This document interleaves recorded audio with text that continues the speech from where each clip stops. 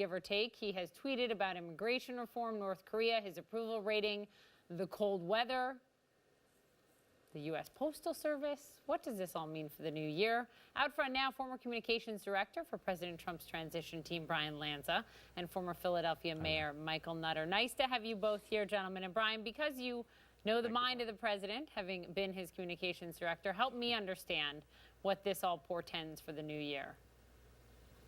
You know, this is what a high-energy president means. They're working on a lot of things. They're working through a lot of items, and that's obviously reflected on his Twitter in the last 36 hours, whether it's the polls, whether it's the post office, you know, whether it's climate change. I mean, this is a very active president. The post office? You saw his tweet about the post office? Yeah, he thinks Amazon is ripping off the post office.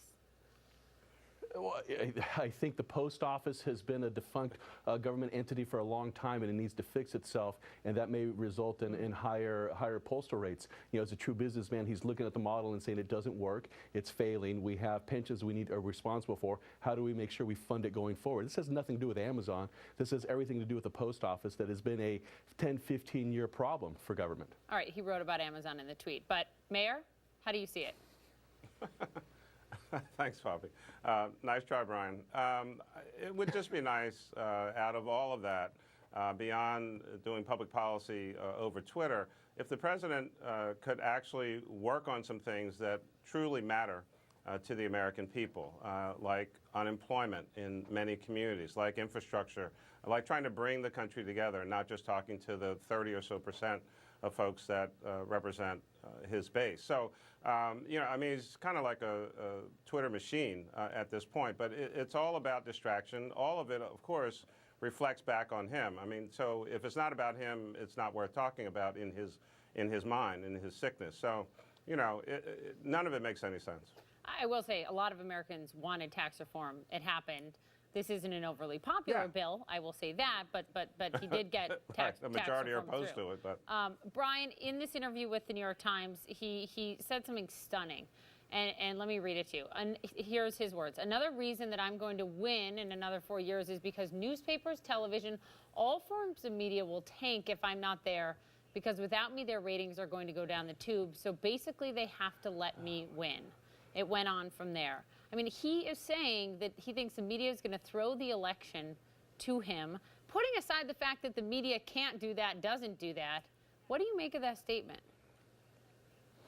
Yeah, listen, I'm in Sacramento, California right now, where we had a celebrity governor, Schwarzenegger, and he learned something, and I learned something from him very early on, that the media loves these types of headlines with their celebrity politicians, whether it's Arnold Schwarzenegger or President Trump. And so, you know, he is living in the media's head rent-free right now. Everything the media does is try to cover it in 13 different angles when he's just speaking very linearly to you. So I think there is some truth to that the media needs Trump to be successful, just like the California media needed Arnold Schwarzenegger to be successful.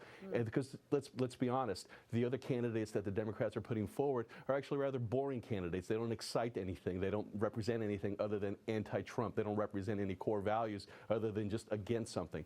So I think there is a lot of truth that the media needs Donald Trump to keep their success going, very similar to like the media needed Arnold Schwarzenegger in California. What he's saying, though, Mayor Nutter, is that he thinks that the media will throw the election, that the media would somehow try to give him the election, as if the media, you know, has not. I mean, the media has covered this president very fairly, and he says it's not fair, it's fake news, et cetera. And now he's saying the media is going to help him win. Yeah, again, it's the contradictions that flow through his mind. He contradicts his own contradictions. This is absurd, as you tried to point out to Brian. What the media needs is a truthful president. What the media needs is actually to calm the country down a little bit and start to bring people together, as opposed to much of the divisiveness that Donald Trump represents. And so he has no theory of governing and apparently ignores the fact that actually voters put elected officials in office or take them out of office, notwithstanding whatever their media coverage may be. But, you know, again, he's talking about polls, he's talking about the DOJ, he's talking about he just runs his mouth on a regular basis, none of which leads to a child getting an education or, you know, a person actually getting a job who's been unemployed for a long period of time, or repairing bridges and roads. That would be like work. Well, he's talked about infrastructure. Sit at your desk and do some things. He talks about it. He hasn't done anything All about it. right, let's see. Bobby. He That's the says they're problem going to with do Donald this Trump. in the new year. Let's wait. Let's give them the benefit of the doubt. Let's see what happens. We'll see. Brian, to you, on the approval ratings, here's what the president tweeted today. My rating December 28, 2017 was approximately the same as Obama's December 28, 2009, which was 47%. He's talking about a Rasmussen poll. It does not meet CNN's polling standards, but here are 4 polls that do. CNN's poll shows in that same period of time at the end of the first year for President Trump, 35%, 54% for President Obama. Gallup, 38% for Trump, 51% for Obama. CBS, 36% for Trump, 50% for Obama. Quinnipiac, 37% for Trump, 46% for Obama. You get where I'm going here. Those are the numbers. Those meet our polling standards. My question to you, why this insistence on comparing himself to President Obama? You know, let's address the polls. I mean, the Rasmussen poll last election was probably the closest one to pick President Trump as being the winner. So he's going back to what was the most accurate of the last election cycle. CNN didn't hit that mark, and NBC didn't hit that mark, and neither did Gallup poll hit that mark. So let's start with that. So he's going off something there. And then the second thing is everybody talks about the president's obsessed with President Obama. The president made a promise to the American people to undo a lot of the dangerous policies of President Obama, and he's keeping his promise. I know that's unique and bizarre to politicians in Washington, D.C. keeping their promise, but this guy's a business guy, and he knows how to achieve goals. And that was his goal that was a promise he made to the American people, and that's been his singular focus. It's not necessarily focused on Obama, it's focusing on the promises he made to the American people. And I got to tell you, it's enlightening and it's different and it's very refreshing. So, Mayor, Brian clearly thinks all those polls I put up are wrong. What do you say? Yeah.